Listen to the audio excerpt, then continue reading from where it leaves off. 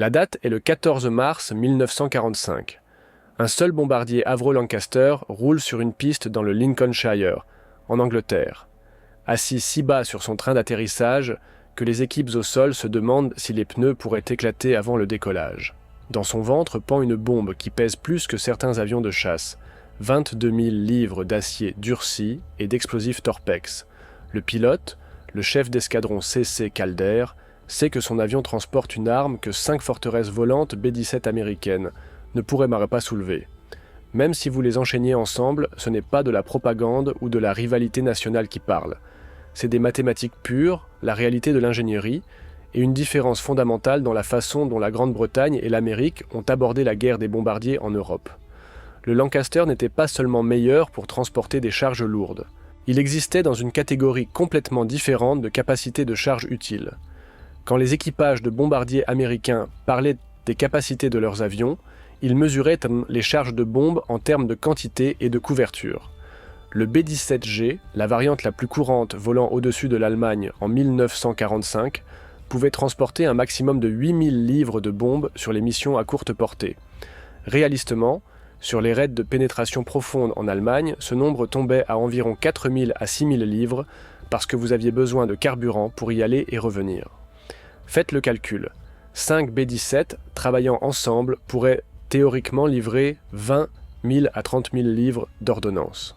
Mais voici ce que les mathématiques ne vous disent pas.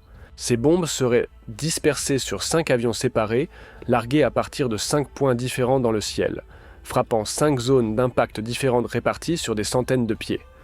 Le Lancaster, en contraste, pouvait mettre 22 000 livres sur un seul point de visée. Un avion, une bombe, une cible. Les implications de cette capacité ont remodelé ce qui était possible dans le bombardement stratégique.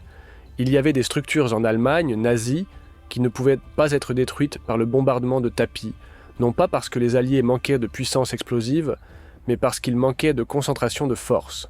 Des abris de sous-marins avec des toits en béton armés de 23 pieds d'épaisseur, des viaducs construits par les ingénieurs prussiens dans les années 1840 avec des arches en pierre si massives qu'elles avaient survécu à un siècle de conditions météorologiques et transportaient toujours un trafic ferroviaire lourd. Des usines souterraines creusées dans les flancs des montagnes. Ces cibles se moquaient du bombardement conventionnel.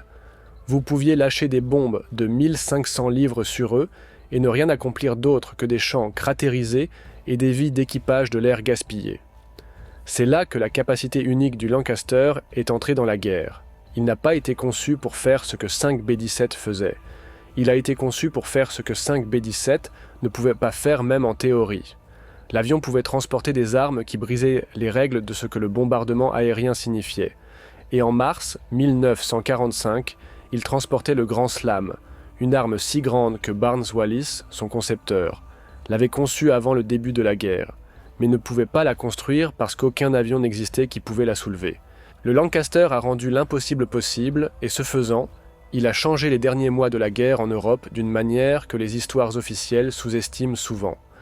Barnes Wallis n'a pas commencé par une conception de bombe. Il a commencé par un problème que les explosifs conventionnels ne pouvaient pas résoudre. En 1939, tout en travaillant chez Vickers Armstrong, Wallis est devenu obsédé par une question qui le tenait éveillé la nuit. Comment détruisez-vous quelque chose qui est construit pour survivre au coup direct ? Sa réponse a inversé la théorie du bombardement. Au lieu d'essayer de percer les défenses d'une cible, il les contournerait entièrement en attaquant le sol sous la structure. Il l'a appelé le concept de bombe tremblement de terre, et cela a nécessité de repenser tout ce que les forces aériennes pensaient savoir sur les armes explosives. La théorie était élégante mais brutale. Lâcher une bombe d'une altitude suffisamment élevée, idéalement 40 000 pieds, et laisser la gravité et l'aérodynamique la transformer en projectile supersonique. La bombe n'exploserait pas à l'impact. Au lieu de cela, elle percerait le sol, l'argile et la roche comme une balle à travers l'eau, s'enfonçant aussi profondément que possible avant la détonation. Quand elle a finalement explosé 90 à 100 pieds sous terre, l'onde de choc se comporterait moins comme une explosion conventionnelle et plus comme un tremblement de terre localisé. Le sol se soulèverait et ondulerait, les fondations se fissureraient. Les structures conçues pour résister aux explosions de surface s'effondreraient par en dessous parce que leurs concepteurs n'ont jamais imaginé un vecteur d'attaque venant d'en bas. Wallis a d'abord testé sa théorie sur papier en utilisant des calculs qui empruntaient à la sismologie, à l'ingénierie minière et à la balistique. La bombe devrait être massive, beaucoup plus lourde que n'importe quoi dans l'arsenal allié actuel.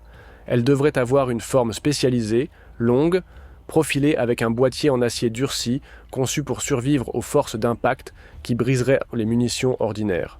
Et de manière critique, elle devrait être remplie de torpex, un composé explosif britannique qui était 50% plus puissant que le TNT, et avait déjà fait ses preuves dans les mines marines et les grenades sous-marines. En 1941, Wallis avait ses spécifications écrites. La bombe pèserait 22 000 livres, mesurerait 26 pieds de long et nécessiterait un avion qui n'existait pas encore. Le ministère de l'Air britannique a examiné sa proposition et l'a classée. Non pas parce que le concept était défectueux, les mathématiques de Wallis étaient correctes, mais parce qu'en 1941, aucun bombardier allié ne pouvait transporter une arme de 22 000 livres. Les plus grandes bombes en service pesaient 2 000 livres. Les bombardiers lourds à 4 moteurs comme le Short Sterling et le Handley Page Halifax étaient toujours en développement. L'idée d'une bombe tremblement de terre était théoriquement fascinante, mais opérationnellement impossible. Alors Wallis est retourné à sa table à dessin et a conçu une version plus petite, la Tallboy. À 12 000 livres, c'était toujours énorme selon les normes de 1942, mais c'était dans le domaine du possible si vous modifiez le bon avion. La Tallboy est devenue opérationnelle en juin 1944, et elle a prouvé que la théorie de Wallis était correcte. Lâchée sur le tunnel ferroviaire de Somain en France, une seule Tallboy a pénétré 60 pieds de terre et de roches avant d'exploser, effondrant le tunnel et piégeant une division Panzer allemande qui se précipitait vers les plages de Normandie. Maintenant, le ministère de l'Air était intéressé. Si une bombe de 12 000 livres pouvait faire cela, qu'est-ce qu'une bombe de 22 000 livres pouvait accomplir ? À la fin de 1944, Wallis avait finalement son avion, le Lancaster, et la capacité de fabrication pour construire l'arme qu'il avait imaginée 5 ans plus tôt. Le Grand Slam n'était plus théorique. C'était réel et c'était terrifiant. La forteresse volante B-17 n'était pas un échec. C'était un chef-d'œuvre de la philosophie d'ingénierie américaine. Mais il a été conçu avec un profil de mission complètement différent à l'esprit. Et cette conception l'a enfermé dans des capacités qui ne pouvaient pas être surmontées, peu importe combien les ingénieurs voulaient repousser les limites. Quand l'équipe de conception de Boeing a élaboré le B-17 à la fin des années 1930, il construisait un avion pour le bombardement de précision à la lumière du jour à haute altitude. La théorie était simple. Voler au-dessus de la portée effective de la plupart des tirs anti-aériens. Utiliser le viseur de bombe Norden pour frapper des cibles industrielles spécifiques et compter sur la puissance défensive massive.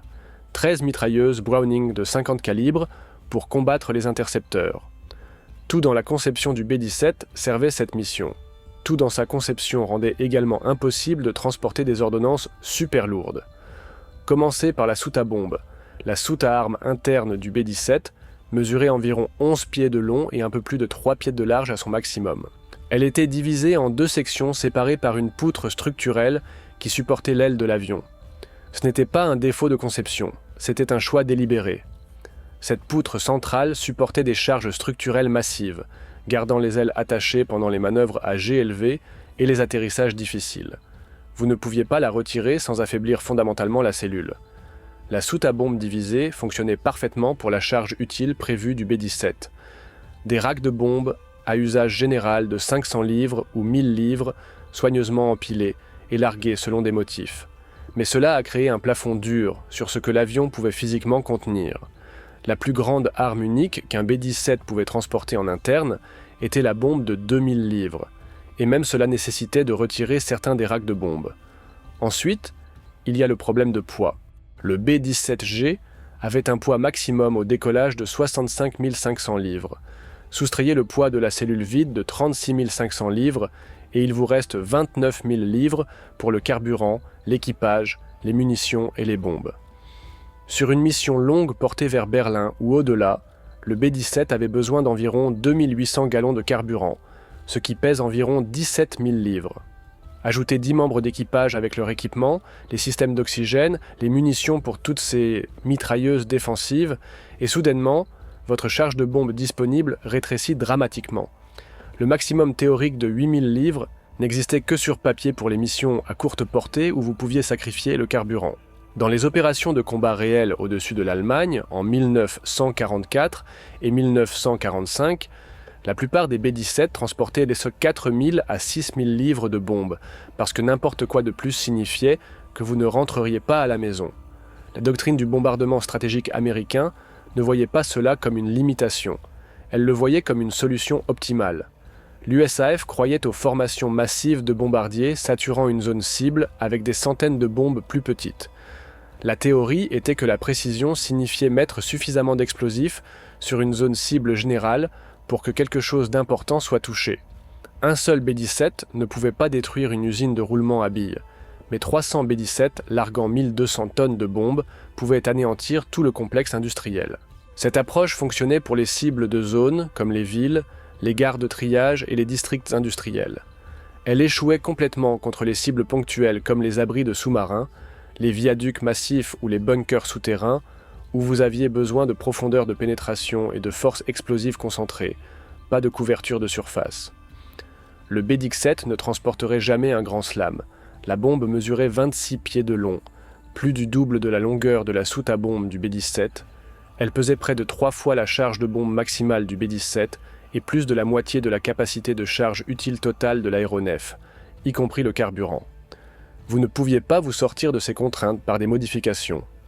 Le B-17 était ce qu'il était, un aéronef brillant, construit pour une mission spécifique, dont le bombardement super lourd ne faisait simplement pas partie.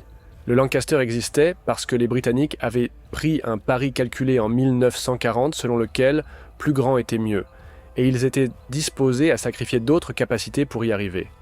Quand l'équipe de conception d'Avro dirigée par Roy Chadwick a commencé à travailler sur ce qui deviendrait le Lancaster, ils n'essayaient pas d'égaler le B-17, ils essayaient de le surpasser d'un facteur de 3 en termes de capacité de charge. L'aéronef qui en a résulté était un bombardier lourd à 4 moteurs avec une priorité absolue. Capacité de bombe maximale avec flexibilité maximale. Toute autre considération, armement défensif, confort de l'équipage, autonomie opérationnelle, venait en second lieu par rapport à la question de la puissance destructrice que vous pouviez suspendre sous les ailes et livrer à une cible. L'innovation clé était la soute à bombe elle-même. La soute à armes interne du Lancaster mesurait 33 pieds de long et s'étendait sans interruption juste derrière le poste de pilotage, jusqu'à bien en arrière des ailes. Pas de poutre de division centrale, pas d'interruption structurelle, juste une énorme cavité qui pouvait avaler des armes que le reste du monde considérait comme trop grandes pour une livraison aérienne. La configuration standard permettait 14 000 livres de bombes, ce qui dépassait déjà le maximum du B-17. Mais Chadwick et son équipe savaient que ce chiffre n'était que le début. Ils ont conçu les portes de la soute à bombe pour être amovibles et remplaçables par des carénages bombés qui s'étendaient vers le bas, créant encore plus de volume interne. Quand vous installiez la modification de soute bombée, le Lancaster pouvait accueillir des armes jusqu'à 33 pieds de long et porter des poids qui n'auraient pas dû être aérodynamiquement possibles. L'ingénierie structurelle requise pour faire fonctionner cela était extraordinaire. Le fuselage du Lancaster utilisait une structure inspirée par la géodésie avec des longerons porteurs massifs parcourant la longueur de l'aéronef. Les ailes s'attachaient à un nœud structurel central qui distribuait le poids sur plusieurs points de contrainte plutôt que de le concentrer sur une seule poutre. Cela signifiait que l'aéronef pouvait supporter des charges asymétriques et des décalages extrêmes du centre de gravité qui auraient déchiré d'autres bombardiers. Quand vous suspendiez un grand slam de 22 000 livres sous un Lancaster, le centre de gravité de l'aéronef se déplaçait dramatiquement vers l'arrière et vers le bas. Le train d'atterrissage se comprimait sous le poids, mais la cellule tenait bon parce qu'elle avait été conçue dès le départ pour gérer ces scénarios exacts. La puissance était l'autre élément du puzzle. Le Lancaster utilisait 4 moteurs Rolls-Royce Merlin, les mêmes centrales électriques légendaires qui rendaient les chasseurs Spitfire si performants. Dans le Lancaster, c'étaient des Merlin 66 ou FE, chacun produisant 1280 chevaux vapeur. Combinés, ces 4 moteurs généraient 5120 chevaux vapeur, suffisant pour soulever un poids maximal au décollage de 72 000 livres. Quand vous chargiez un grand slam, le Lancaster fonctionnait réellement à des poids dépassant 70 000 livres, poussant les limites absolues de ce que les moteurs et la cellule pouvaient supporter. Les distances de décollage s'allongeaient, les taux de montée tombaient à peine 200 pieds par minute, Mais l'aéronef volait, et c'est ce qui comptait. Les modifications pour les opérations Grand Slam allaient au-delà de la simple soute à bombe. Les ingénieurs ont retiré la tourelle de mitrailleuse supérieure médiane pour économiser du poids et réduire la traînée. Ils ont enlevé les plaques d'armure qui protégeaient l'équipage. Certaines missions ont même volé avec des charges de carburant réduites, acceptant une autonomie plus courte en échange de la capacité à transporter la bombe massive. Ce n'étaient pas des compromis que les Américains auraient acceptés. La doctrine de l'USAF mettait l'accent sur la survie de l'équipage et la capacité défensive, mais les Britanniques opéraient sous des contraintes différentes en 1945. La guerre était presque gagnée, mais il y avait encore des cibles que le bombardement conventionnel ne pouvait pas toucher. Le Lancaster avec sa soute bombée donnait au Bomber Command une capacité qui n'existait nulle part, ailleurs dans l'arsenal allié. La capacité à livrer une arme de taille et de puissance sans précédent à un seul point précis. En mars 1945, moins de 30 Lancaster avaient été spécialement modifiés pour transporter le Grand Slam. Ils opéraient dans le cadre de l'escadron 617, le célèbre Dam Busters, volant des missions que les équipages de bombardiers réguliers ne voyaient jamais. Le viaduc de Bielefeld était devenu un symbole de la résilience de l'ingénierie allemande et de la frustration alliée à parts égales. Construit entre 1845 et 1847, ce massif pont ferroviaire portait la ligne ferroviaire principale entre Hamm et Hanovre à travers la vallée de la Johannsbach, dans le nord-ouest de l'Allemagne. Ces 23 arches en pierre, chacune de 50 pieds de haut, avaient été conçues par des ingénieurs prussiens qui construisaient des structures pour durer des siècles. En mars 1945, le viaduc avait survécu à 54 raids de bombardement distincts. La RAF avait lancé plus de 3500 tonnes de bombes conventionnelles sur lui. Les B-17 et B-24 américains avaient ajouté leurs propres tentatives. Les champs environnants étaient criblés de cratères. Des sections de voies avaient été touchées et réparées des dizaines de fois. Mais le viaduc lui-même, ses arches massives en pierre, restait debout, transportant toujours le trafic militaire allemand vers les lignes de front qui se rétrécissaient.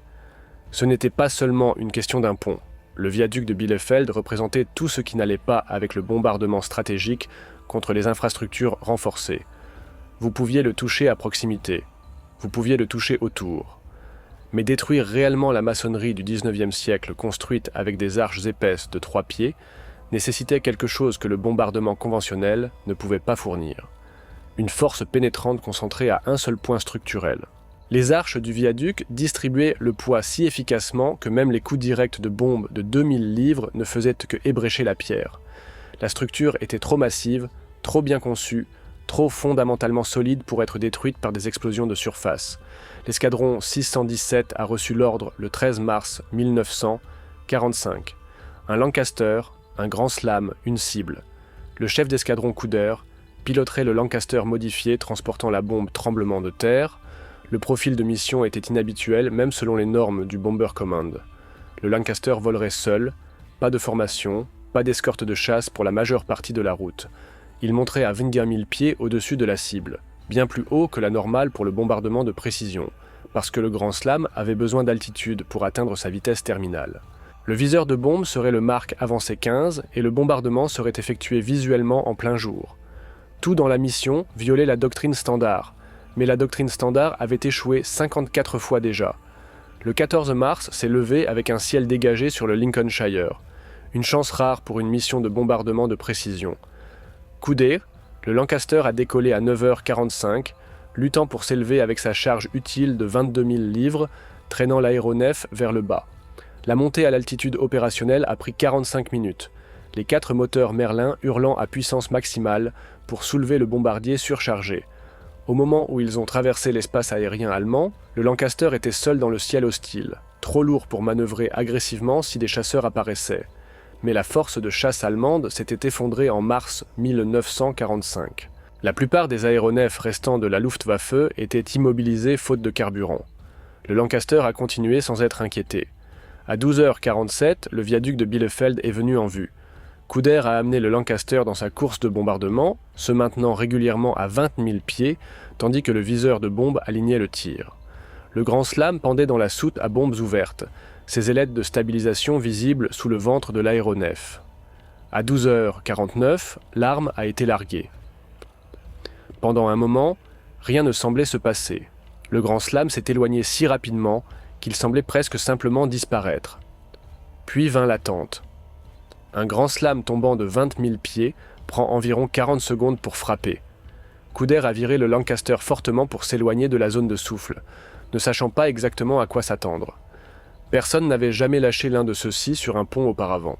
La bombe a frappé 30 pieds de la base du viaduc, pénétrant profondément dans la terre avant la détonation. L'explosion, quand elle arriva, n'était pas la boule de feu spectaculaire des bombes conventionnelles.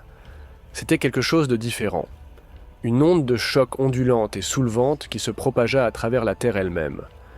2 des énormes arches de pierre s'effondrèrent immédiatement, leurs fondations brisées par des forces souterraines qu'elles n'avaient jamais été conçues pour supporter. Une section de 200 pieds du viaduc s'effondra dans la vallée ci-dessous.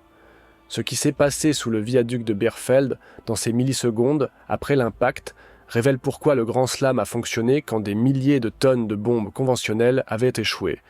Ce n'était pas seulement une question de puissance explosive, c'était une question de physique, de synchronisation et de compréhension du comportement des ondes de choc dans différents milieux. Quand une bombe standard de 1000 livres explose à la surface, environ 95% de son énergie se dissipe dans l'air.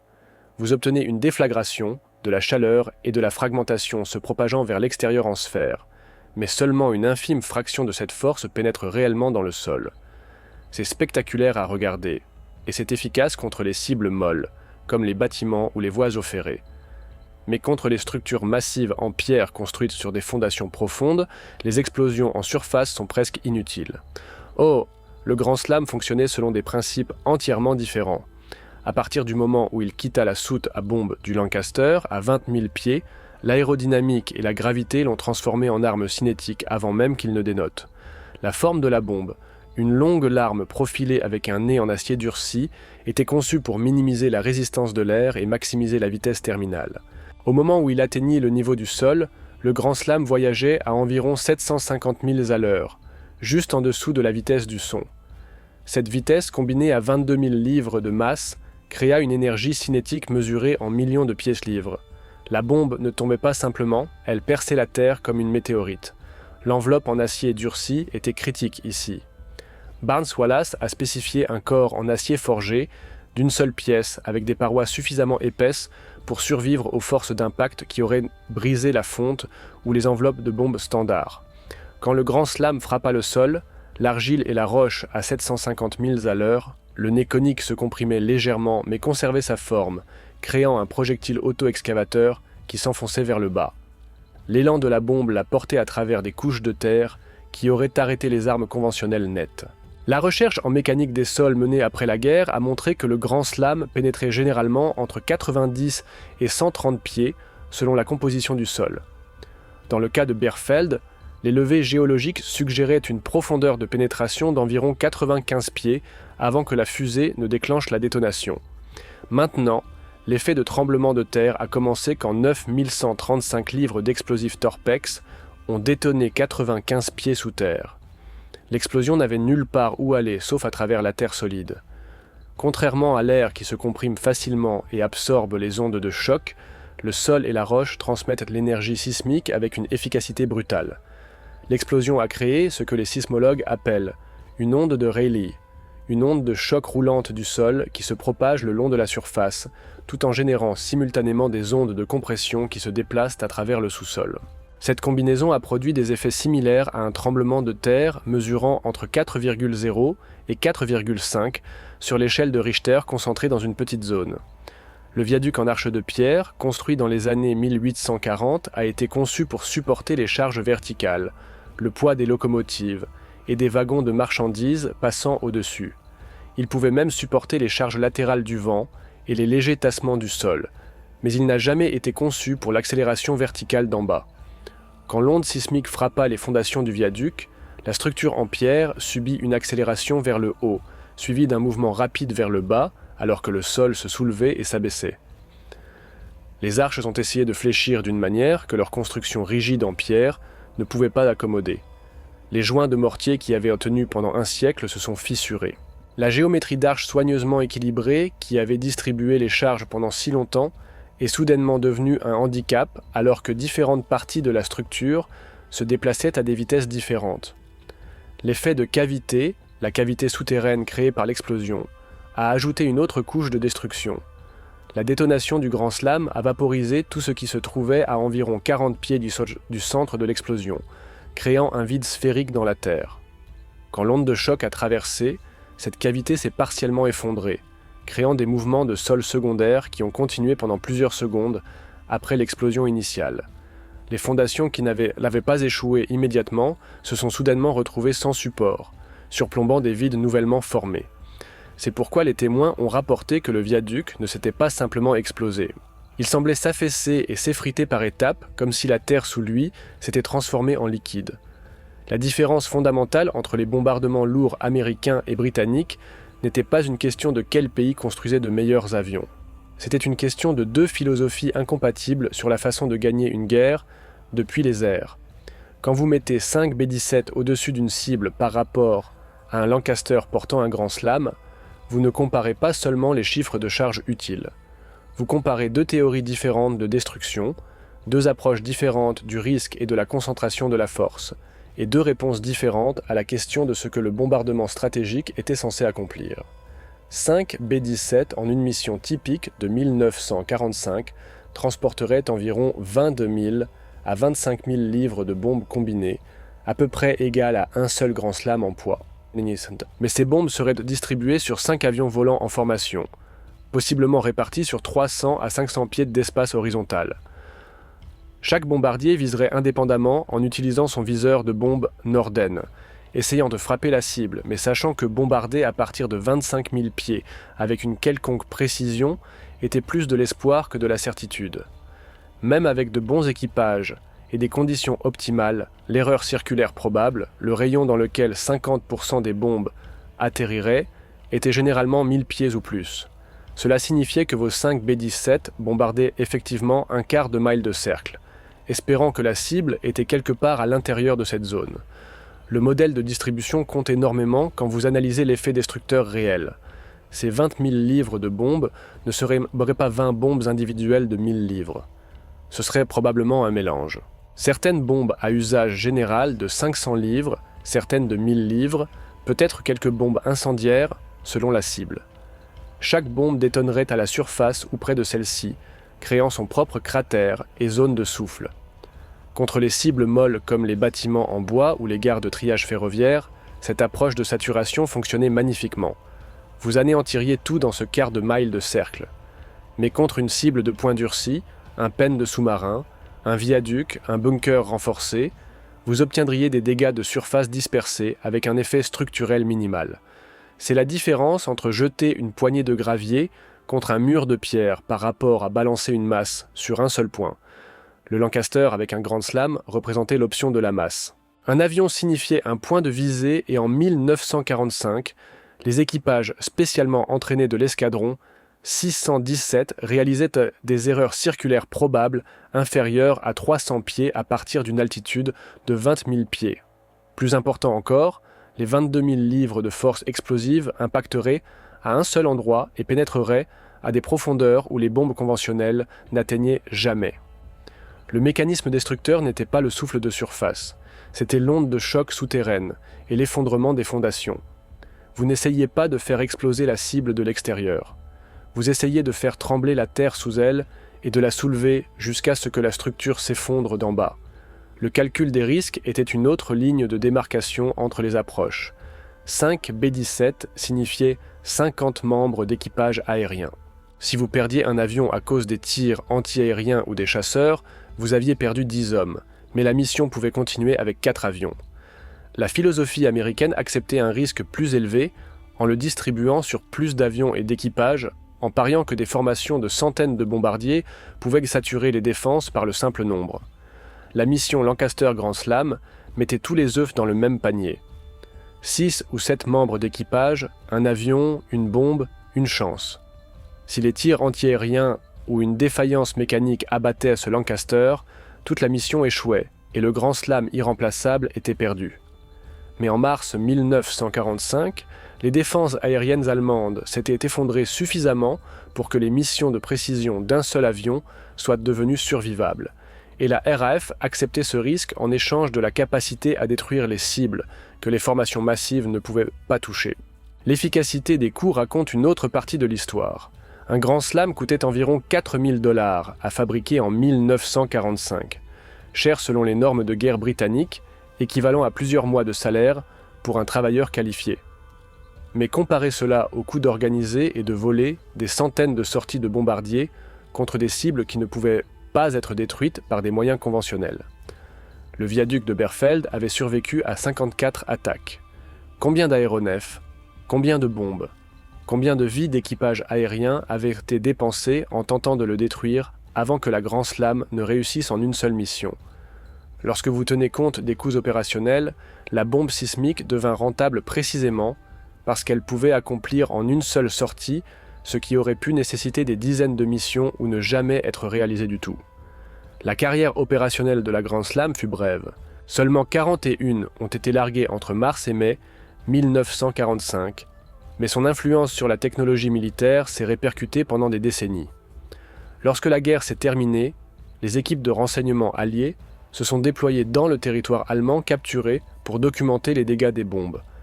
Et ce qu'elles ont trouvé sur des sites comme Bierfeld, le viaduc d'Andsburg et le pen de sous-marin Valentine a fondamentalement changé la façon dont les planificateurs militaires pensaient aux cibles renforcées.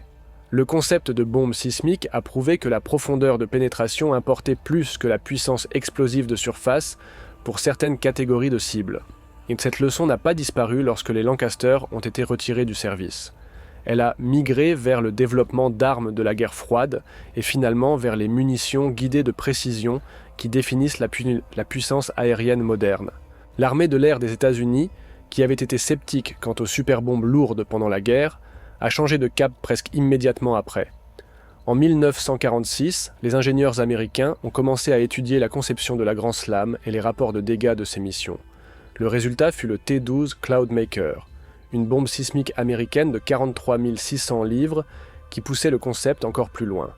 Le T-12 n'a jamais vu le combat, il a été développé trop tard pour la Seconde Guerre mondiale et n'a jamais été utilisé en Corée.